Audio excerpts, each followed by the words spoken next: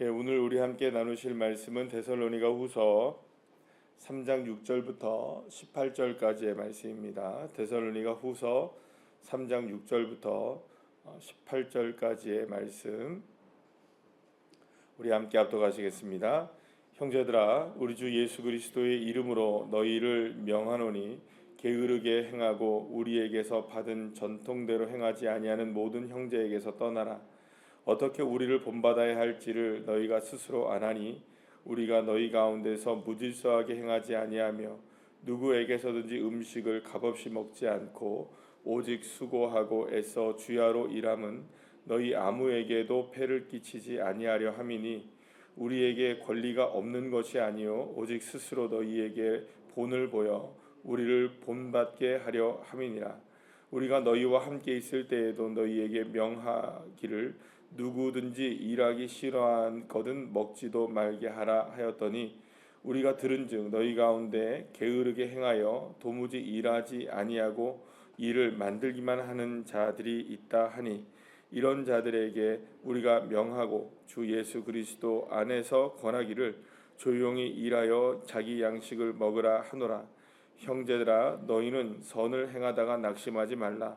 누가 이 편지에 한 우리 말을 순종하지 아니하거든 그 사람을 지목하여 사귀지 말고 그로 하여금 부끄럽게 하라. 그러나 원수와 같이 생각하지 말고 형제같이 권면하라. 평강의 주께서 친히 때마다 일마다 너희에게 평강을 주시고 주께서 너희 모든 사람과 함께 하시기를 원하노라. 나 바울은 친필로 문안하노니 이는 편지마다 표시로서 이렇게 쓰노라. 우리 주 예수 그리스도의 은혜가 너희 무리에게 있을지어다. 아멘. 할렐루야.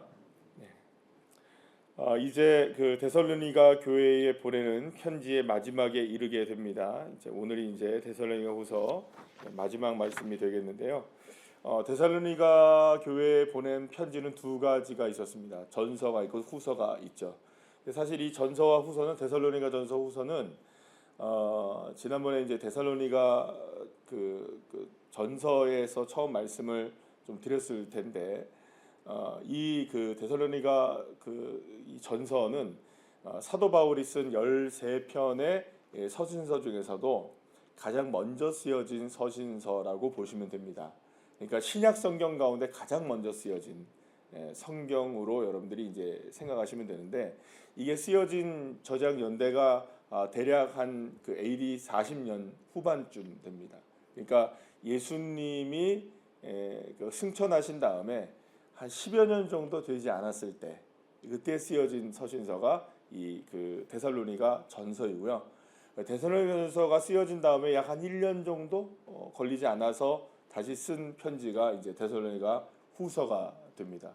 그러니까 사실 이게 초기에 사도 바울에 쓴 이 서신서를 보게 되면 뭐랄까요? 이 나중에 쓰게 된 이제 이제 로마서나 우리가 지난번에 보았던 빌립보서와 같이 뭐랄까요? 좀 연륜이 좀 있다거나 아니면 좀 더 깊은 내용보다는 지금 당장 그리스도인들에게 그러니까 초대교회 데살로니가 교회뿐만 아니라 이 초대교회 성도들이나 그타 이제 여러 형제 자매들에게 뭔가 이렇게 좀 강력하게 요청하는 그런 말씀들이 조금은 더 드러나게 되는 것을 보게 되고요. 특히 이제 데살로니가 전서와 후서의 내용 가운데 보게 되면 뭐랄까 이후에 이제 서신서와 좀 비교했을 때는 약간 이제 다듬어지지 않은 듯한 아주 그냥 뭐랄까요 좀 사도 바울이 아직까지 젊은 사도 바울의 어떤 그런 모습들이 드러나게 되는 걸 보게 됩니다. 오늘도 본문에서 보게 되면은 잘 안 쓰는 말이 나와요. 어떻게 되냐면 명하노니 이런 얘기가 나와요. 그러니까 사도 바울이 나중에 이제 서신서 같은 데에서는 이런 말들 잘 안 쓰거든요. 근데 이제 여기에서 보게 되면 명한다, 명하노니 뭐 이런 얘기를 3번이나 반복해 쓰게 돼요. 그만큼 사도 바울은 어떤 마음을 가지고 있는 거냐면 데살로니가 교회뿐만 아니라 초대교회 성도들을 향해서 굉장히 강력하게 요청하고 싶은 것들이 있던 거죠. 그러니까 물론 뭐 예수님의 재림에 관한 이야기도 마찬가지지만 이 데살로니가 후서의 내용은 오늘을 살아가는 그리스도인들이 어떻게 예수 그리스도의 재림을 바라보며 살아갈 것인가에 대한 부분들을 이야기하고 있다고 어제도 말씀드렸죠. 그렇기 때문에 오늘을 살아가는 그리스도인들로서 어떻게 내가 살아가야 하느냐. 바로 왜냐하면 오늘이 누가 오실 날이 될 수 있으니까. 예수님이 다시 재림하실 수 있는 날이 될 수 있으니까 그 날이 오늘이라는 생각을 가지고 흠없이 보존되어야 하는, 그게 이제 데살로니가 전서의 내용과 후서의 내용이 이렇게 연결이 되어 있는 그런 부분들이라고 보면 됩니다. 그러니까 어느 특정한 날이 아니라 오늘이 바로 주님이 오시는 그날이라고 생각을 하고 바로 그런 믿음을 가지고 살아가는 재림 신앙이 우리에게 필요하다라는 것을 이제 그 사도 바울이 강조하면서 이야기하고 있으면서 이제 그 사도 바울이 이제 데살로니가 후서의 내용을 오늘 마무리 짓게 되는 것을 보게 되는데, 방금 말씀드린 것처럼 3번이나 명하여 얘기를 합니다. 명한다, 명하노니. 굉장히 강력하죠, 그죠? 여러분들 명령입니다, 이건. 그러니까 그냥 사실 뭐 그냥 우리가 쉽게 그냥 명하노니 정도 이렇게 얘기하는 그냥 이 말을 뭐 그냥 우리에게 얘기하는 정도 수준이구나라고 얘기를 들으시면 안 되는 거예요. 명령입니다, 명령. 그러니까 굉장히 강력한 표현입니다. 그러니까 제가 여러분들에게 설교를 할 때 사랑하는 여러분 이건 명령입니다 하면 여러분들 진짜 명령으로 들으십니까? 저는 물론 뭐 그렇게 생각할 수 있어요. 사도 바울과 같이 제가 무슨 뭐 권위가 있는 것은 아니겠지만 명령이라고 얘기할 때는 그냥 하는 얘기가 아니라는 거죠. 예를 들어서 제가 여러분들한테 사랑하는 우리 새로운 우리 교회 성도 여러분, 이거는 주님께서 명령하시는 겁니다 하면 이건 들어야만 하는 거죠. 그렇죠? 근데 이 여기서 이 명령하는 게 어떤 명령을 내리는가 대단히 중요하겠죠. 3번이나 명령하여서 내리는 이 명령 같은 이야기가 뭐냐? 결론적으로만 말씀을 딱 드리면 뭐냐 하면 이런 그리스도인들이 되어야 된다라는 얘기입니다. 근데 어떤 그리스도인들이냐? 품격 있는 그리스도인들이 되라. 품격 있는 그리스도인들. 그러니까 주제를 설정해서 말씀드리는 겁니다. 그러니까 무슨 말이냐? 품격 있는 그리스도인들이 되라. 그러니까 무례한 그리스도인들이 되지 말고 많은 어떤 사람들이 보더라도 저 사람은 정말 예수님 믿는 사람이구나 라는 것이 그대로 느껴지고 보여질 정도의 사람들이 되라. 그래서 오늘 말씀에서 이야기하는 것 중에 뭐냐면 게으르지 마라라는 얘기를 2번이나 반복하면서 얘기해요. 그래서 이 부분에 있어서 이야기하기 전에 어떤 이야기를 하게 되냐면 사도 바울과 사도 바울의 일행들이 게으르지 않았다는 얘기를 계속합니다. 그러니까 먼저 뭘 보여줬다는 겁니까? 우리가 8절 말씀에서 보게 되면 이런 얘기를 합니다. 누구에게서든지 음식을 값없이 먹지 말고 오직 수고하고 애써 주야로 일함은 너희 아무에게도 폐를 끼치지 아니하려 함이니라고 얘기해요. 그러니까 사도 바울이 지금 고린도에 있든 아덴에 있든 아니면 베레아에 있든 혹은 뭐 데살로니가에 있었든 빌립보에 있었든 이 그냥 지내지 않았다는 거예요. 자기가 먹을 것은 자기가 일하며 먹었다는 거예요. 그러니까 무슨 말이냐면 사도 바울이 빌붙지 않았다는 겁니다. 그러니까 어느 성도 예를 들어서 뭐 그렇잖아요. 예를 빌립보를 생각한다면 빌립보에서 누구를 처음 만나게 됩니까? 루디아를 만나게 되었죠. 루디아 부자란 말이에요. 그래서 그 집안에 여러분들 교회를 만들게 되었잖아요. 그러면 그 교회를 만들게 되고 거기서 이제 목회를 하게 되면 누구에게 이렇게 약간 기댈 수 있을까요? 사도 바울이. 내가 여기 빌립보 교회 목회자네 하고 기대면서 빌립보 교회 성도들에게 음식도 이렇게 뭐 그냥 갖다다 주는 거 먹을 수도 있고 그죠? 그럴 수 있습니까 없습니까? 그럴 수 있다고 이제 생각하잖아요. 그러니까 이런 겁니다. 뭐 요즘하고는 그렇게 비교가 이렇게 될지는 않은 거지만 일반적으로 그냥 생각을 해보잔 말이에요. 그러니까 제가 어느 가게에 갔어요. 근데 우리 성도님들 가게에 갔어요. 그럼 성도님들 목사님 오셨으니까 제가 뭐 하나 그냥 드릴게요. 그럴 수는 있죠, 그죠? 근데 그때마다 사도 바울은 값을 치렀다는 거예요. 왜 그랬을까요? 패 끼치지 않으려고. 먹을 것을 구하지 않고 자기 스스로 일해서 벌어먹었다는 거예요. 왜 그러냐? 성도들의 삶에 폐를 끼치지 않기 위해서 누가 노력을 한 겁니까? 목회자인 사도 바울이 먼저 노력을 했다는 거예요. 9절 말씀에 보면 이런 얘기까지 합니다. 우리에게 권리가 없는 것이 아니다 얘기해요. 권리는 있었어요. 그러니까 왜냐하면 목회자로서 당연히 뭐 그렇게 섬김을 받을 수도 있었을 거예요. 그런데 오직 스스로 너희에게 본을 보여 우리를 본받게 하려 합니다라고 얘기합니다. 그러니까 내가 이 부분을 이렇게 하는 이유는 뭐냐? 내가 그리스도인으로서 어떻게 살아가야 하는지에 대한 부분을 보여주기 위해서 스스로가 뭐가 되느냐? 값을 치르는 인생을 살았다. 그러니까 이 말은 사도 바울이 데살로니가 교회든 빌립보 교회든 골로새 교회든 어느 교회든 가면서도 누구에게 일부러 패 끼치지 않았고, 그러기 위해서는 여러분들 이런 말 많이 들어보셨잖아요. 사도 바울은 직업이 있었죠. 뭡니까? 이 텐트를 만드는 천막지기를 했어요. 텐트를 만드는 기술을 가지고 같이 함께 텐트를 만들면서 천막을 만들면서 그 집 짓는 기술이 있었던 거예요. 그러니까 그런 것들을 만들면서 벌어먹는 인생을 살았다는 거예요. 스스로가 패끼치지 않으려고. 왜? 그럴 수 있는 권리가 없어서 그런 게 아니라 내가 이렇게 열심히 일하고 살아가는 모습들을 여러분들이 보면서 게으르지 말고, 그리스도인들이 그냥 살지 말고 많은 사람들에게 성실한 삶을 살아가는 사람이 누구다?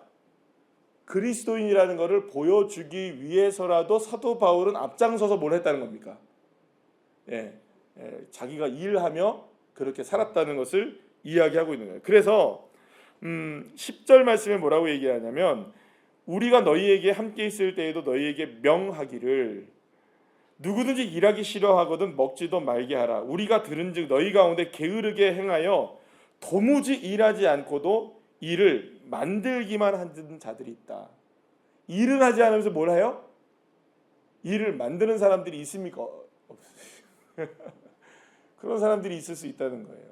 아니, 현실적으로도 보면 그런 사람들이 존재도 합니다. 꼭 여러분 그런 분들이 계시죠. 뭐 여러분들 주변에 그런 사람들도 있을 거예요. 정리가 안 되시는 분들이겠죠. 꼭 들여가면 뭐가 흘려가지고 그걸 꼭 주워다 줘야 되는 사람들이 있죠, 그죠? 여러분들 자녀들 그렇잖아요, 그죠? 늘 다 흘리고 다니고, 그래서 이거 주워다 줘야 되고. 여러분들 주변에 아마 그런 분들이 계실 거예요. 그러니까 뭐냐면 여기서 지금 얘기하고 있는 건 뭐냐면 그리스도인들로서 그렇게 살면 안 된다는 겁니다. 그리스도인이기 때문에 그렇게 살면 안 된다는 거예요. 왜냐하면 우리는 누구를 본받는 자니까. 그리스도를 본받는 자가 그리스도인이죠. 그럼 예수님이 살았던 삶의 방식을 우리도 그대로 살아야 됩니다. 그러면 예수님도 어떻게 살았느냐? 예수님도 많은 사람들에게 패끼치지 않았어요. 오히려 그들을 섬기며 그들에게 도전을 주면 도전을 줬지, 뭔가 이들에게 참 진상이다 이런 얘기 들었을까요? 안 들었을까요? 예수님이 안 들으셨어요, 예수님. 근데 여러분들 모두가 다 그런 건 아니지만 그리스도인들, 교회 다니는 사람들, 여러분들 주변에 보시면 죄송합니다, 이런 우리끼리 이런 표현을 써서 참 미안한 말이지만 예수 믿는 진상들이 있습니까? 없습니까? 많습니다. 차라리 그럴 때는 소리를 크게 안 내면 훨씬 좋겠어요. 예수 믿는 사람이라는 게 드러나지 않으면 좋겠는 사람들도 있어요. 그러니까 오히려 우리 그리스도인들이 그리스도인으로서의 품격을 잃어버리는 행동들과 말들을 할 때가 있을 때에는 오히려 그게 하나님의 영광을 나타내지 못하는 일이 된다는 거죠. 그래서 오늘 그 6절에서도 게으르지 말라는 얘기가 나오고, 오늘 7절에서도 이렇게 말씀하죠. 어떻게 우리를 본받아야 할지를 너희가 스스로 아나니 우리가 너희 가운데서 무질서하게 행하지 않았다.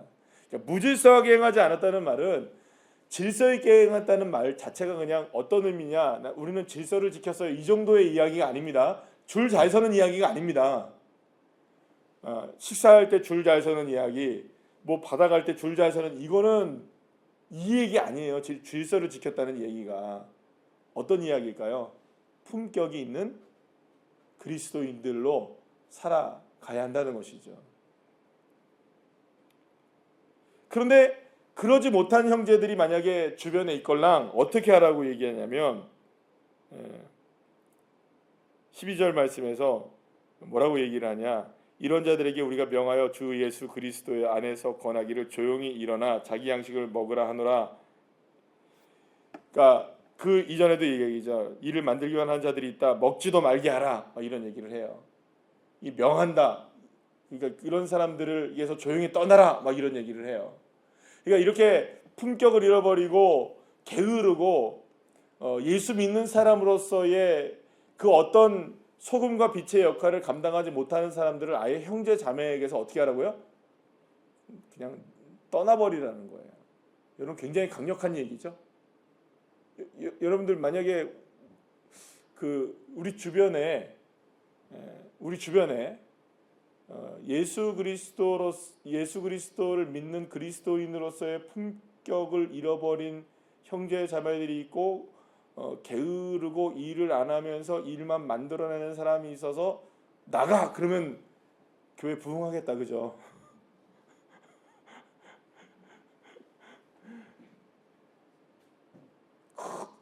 큰일 날 거예요, 그죠? 목사님이 사랑이 있네 없네, 성도들이 사랑이 있네 없네 막 그럴 거 아니에요, 그죠? 근데 초대교회 안 그랬어요, 여러분들. 굉장히 강력했습니다. 왜 이렇게 했을까요, 그러면? 왜 이런 이야기를 성경에 남겨놓았을까요? 하나님이 우리에게 이 이야기를 들으라고. 지금의 시대에 보게 되면 여러분, 한 사람이 정말로 막 소중하고, 막 예를 들어서 우리 새생명 전도축제에 성도가 와가지고 예를 들어서 정착을 해서 이제 한 3개월 정도 이제 모든 과정들을 마치고 우리 성도가 되어지고 1대1을 마치고 막 이렇게 해서 이제 세례를 받고 6개월이 지나 이랬는데 이 형제 자매가 게으르고 막 그리스도인으로서의 온전한 삶을 살지 못하면 그러면 떠나야 되냐고요? 큰일 나죠, 그죠? 그거 안 되는 얘기잖아요. 근데 초대교회는 이랬다고요. 왜 그랬느냐라는 게 중요한 거예요. 왜? 그러면 이런 분위기가 초대교회에 만들어졌을까요? 안 만들어졌을까요? 만들어져 있었다는 거예요. 그러나 몇몇 사람들이 그런 삶을 살지 않으니 교회가 질서가 무너지고 품격이 무너지고 그리스도인들로서의 소금과 빛의 사명을 감당하는 그런 모습들을 잃어버리기 시작하는 모습들이 나왔다는 겁니까? 안 나왔다는 걸까요? 나오기 시작했다는 거예요. 일은 안 하며 일만 만들어내는 사람들이 있기 시작하고 그냥 거저 먹으려고 하는 사람들이 생각하고 그런 분들이 있잖아요, 여러분들. 본인은 안 가면서 손만 까딱까딱 하시는 분들 계십니까? 안 가십니까? 때려주고 싶죠? 네. 그런가요, 안 그런가요? 우리끼리 얘기니까. 우리 여기에는 안 계시니까 제가 마음대로. 그런 분들 계십니다. 손만 까딱 하시는 분 계세요. 그러면 물론 우리가 도와주기도 하고 이렇게 하는데 여러분들 그렇잖아요. 우리가 그런 말들 일반적으로도 많이 쓰잖아요. 우리가 호의를 베풀어 주고 그들을 섬겨주고 그들에게 사랑을 베풀어 주는 것이 계속되다 보면 그게 호의가 뭐가 될 때가 있어요? 권리처럼 느껴질 때가 오면 안 되는 거예요. 그 누구도 여러분들 호의를 권리로 누리며 살아가야 될 사람은 아무도 없습니다. 아무도 없습니다. 그거는 말도 안 되는 이야기고. 근데 이상하게 여러분들 우리가 스스로가 반성해 보자는 말입니다. 그리스도인으로서 호의를 권리처럼 느끼고 있는 사람들이 있다면 여러분들 우리 스스로가 돌이키고 회개하고 품격 있는 그리스도인들이 되기 위해서 제자리로 돌아와야 됩니다. 그런데 여기서 아주 중요한 말을 합니다. 사도 바울이 13절 말씀에 형제들아 너희는 선을 행하다가 낙심하지 말라 이렇게 얘기합니다. 끝까지 우리가 뭘 하라는 겁니까? 그럼에도 불구하고 선을 행하라는 거예요. 특히 여기서 이렇게 얘기를 하죠. 지목하여 사귀지 말라는 얘기 14절에 합니다. 그렇게 순종하지 않는 사람들 그러면서도 뭐라고 얘기하느냐? 원수같이 생각하지는 말고 형제같이 권면하라. 자, 이거 어렵죠, 그죠? 게을러서 일하지 않으면 먹지도 말아야지. 왜 일만 만들어내? 일을 안 하면서 이렇게 우리가 얘기를 하는데 웃으면서 얘기하셔야 됩니다. 사랑스럽게 얘기하셔야 됩니다. 그들이 받을 때 이 이야기를 기분 나쁘게 받으면 안 됩니다. 그래서 지난주에 주일날 설교할 때 제가 깨어서 정신을 바짝 차리자고 얘기할 때 그거 인상 쓰면서 얘기하면 큰일 납니다. 그죠? 제가 말씀드렸던 게 이런 맥락일 수도 있는 거예요. 정신을 바짝 차리고 깨어납시다 이 얘기가 어떤 사람들한테는 아유 정신 차려야겠네 이렇게 그냥 들릴 수 있는 반면에 어떤 분들은 이렇게 했을까요? 안 그럴까요? 우씨 그럴까요? 안 그럴까요? 그럴 수 있다는 거예요. 그러니까 참 이게 어려운 부분이 뭐냐 하면 그렇다고 일 안 하고 일만 만들어내는 사람들을 향해서 나가 그럴 수도 없고 하지마 그럴 수도 없고 그죠? 원수처럼 생각할 수도 없고 조용히 권면하고 사랑으로 권면하고 그렇게 하라는데 이게 사실 어렵잖아요. 그러니 뭐합니까 여러분들? 선을 행하다가 낙심할 때가 있습니까 없습니까? 있다는 거예요. 예. 그래서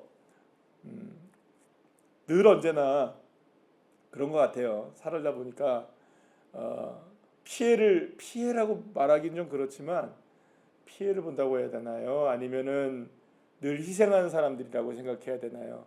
눈에 보이는 사람이 희생하는 거예요, 결국. 그렇죠? 네. 어떤 분들이 그래요. 저보고 왜 목사님 우리 교회 의자 맞추는 거는 목사님밖에 못한다고 얘기하시는 분들이 많아요. 이거 왜 하냐고 물어요.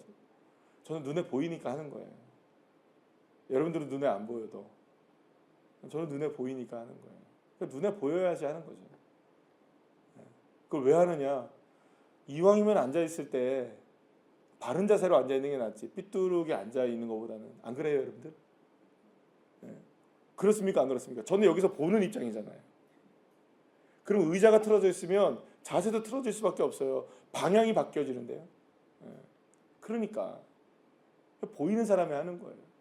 그러니까 결국에는 보이는 사람이 할 때에 선을 행할 때에 여기서 두 가지를 얘기하는 겁니다. 그러니까 그렇게 해서 우리가 품격 있는 그리스도인들이 되고 우리가 스스로 선을 행하여 낙심하지 마는데 그렇다고 그 선을 안 행한다고 막 소리 안 칠 것도 아니고 묵묵하게 누가 하면 됩니까?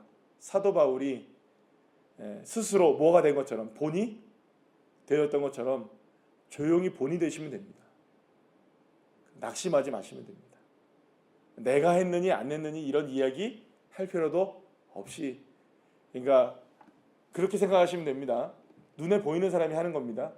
근데 일부러 눈에 안 보이시려고 하면 안 되고 눈에 보이시면 해야 됩니다.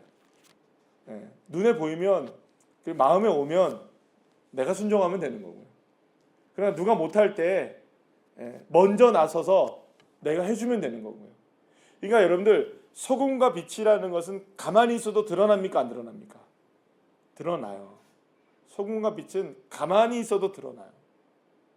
일부러 숨기려고 해도 드러날 수밖에 없는 게 뭡니까? 소금과 빛의 역할이고 사명이에요. 그래서 우리 주님도 우리에게 소금과 빛이 되라고 말씀하셨잖아요. 그래서 누구에게 영광을 돌리라? 하나님께 영광을 돌리라. 그러니까 우리가 소금과 빛이 되면 사람들이 그걸 압니까 모릅니까? 예수님이 분명히 말씀하셨잖아요. 그것을 사람들이 보고 하나님께 영광을 돌린다. 그러니까 우리는 뭐만 하면 됩니까? 내게 주어진 사명 최선을 다하고 그리고 품격이 있는 그리스도인이 되는 거죠. 누가 봐도 품격이 있는 그리스도인들. 그래서 이제 사도 바울이 이 데살로니가 후서를 마무리를 지면서 이야기하고 싶었던 건 바로 이것이라고 생각해요. 어쩌면 성경을 통틀어서 그리스도인들로서 살아가는 삶이 어떤 삶이어야 되느냐, 좀 뭐랄까 이거는 좀 단어를 쓰기가 좀 어려운 단어이긴 하지만 고급진 그리스도인들이 되지 않을까요? 이 고급지다는 것이 뭐 우리가 럭셔리한 이런 얘기가 아닙니다. 우리나라의 표현으로 그런 표현이 아니고 그래도 누가 봐도 그리스도인이라면 고급져야죠. 할렐루야. 고급지고 뭐랄까 품격이 좀 있고 그리스도인이구나. 교인이구나, 성도구나, 새로운 우리 교회 다니시는구나. 할렐루야. 이런 그리스도인들이 다 되시기를, 그래서 하나님께 영광을 돌리는 삶이 되시기를 간절히 축복합니다. 기도하시겠습니다.